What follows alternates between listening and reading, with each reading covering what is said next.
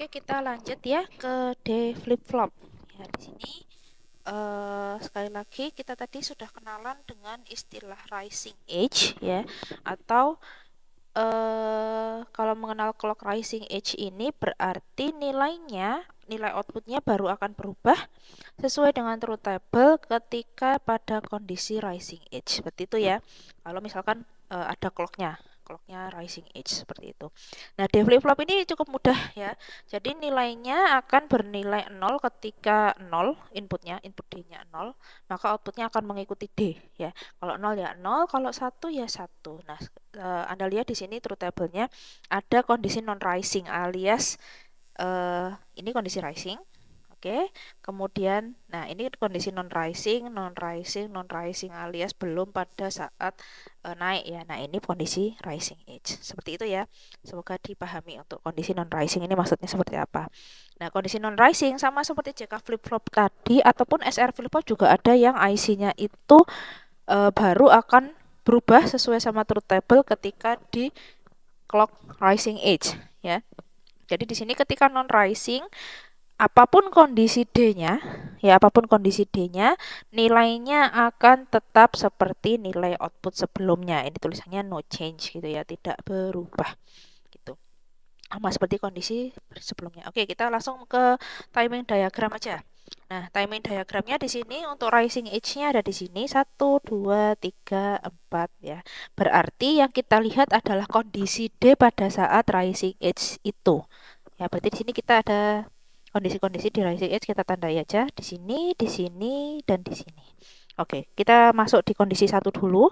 Di situ D-nya sama dengan 1. Oke, D-nya sama dengan 1 berarti outputnya sama seperti D. Sampai kondisi di rising edge selanjutnya, gitu ya, nilainya akan sama seperti 1, ya, sama seperti Q. Sampai ke rising edge selanjutnya. Berarti rising edge selanjutnya di mana? Di kondisi yang kedua. Ya, ini saya kasih. Di, yang kedua itu sudah mulai rising edge lagi, berarti kita lihat di kondisi kedua pada saat T-nya sama dengan 3, T3 ini ya, D-nya 0, berarti kita rubah yang awalnya Q-nya sama dengan 1, berubah menjadi 0. Nah, berubah menjadi 0, ini 0 berarti sampai mana? Sampai ke rising edge selanjutnya. Nah, selanjutnya di sini, di T5. Itu. Nah, karena ini saya bilang kondisi non-rising itu ini. Nah, itu kondisi non-rising. Oke ya, sampai ketiga kita cek lagi. Oh, D-nya tetap 0. T5 berarti kita lihat rising edge berikutnya di mana? Di 4. 4 ini di T7 gitu ya. Lanjut lagi. Berarti sampai situ tetap 0. Nah, pada saat T sama dengan 7, rising edge-nya di sini berarti D-nya sama dengan 1. Nah, sama dengan 1 berarti berubah ya, awalnya 0 soalnya. Nah, berubah ke 1 gitu ya. Jadi truth table-nya D flip flop ini silahkan dicatat. Jadi untuk D flip flop itu adalah kondisinya 0 kalau misalkan 0 dan pada saat clock-nya rising edge. Nilainya 1 ketika rising edge dan D-nya sama dengan 1. Begitu. Lainnya tidak masalah nilai D-nya berapapun, kalau dalam kondisi non rising berarti mengikuti output sebelumnya. Gitu ya. Semoga dipahami. Ini untuk yang D flip flop. Oke, langsung kita lanjutkan ke T flip flop. Nah, kita punya T flip flop. Kenapa namanya T flip flop? T itu dari kata toggle ya. Ingat nggak toggle itu apa? Yang sebelumnya toggle itu adalah berlawanan atau berbalik dari kondisi sebelumnya. Oke. Nah, sekarang ini adalah di dalamnya T flip flop ya. Mungkin kalau misalkan saya kodai. Nah, T flip flop ini punya ada dua output, punya key sama key bar gitu ya. Kemudian dia punya T sama clock di sini.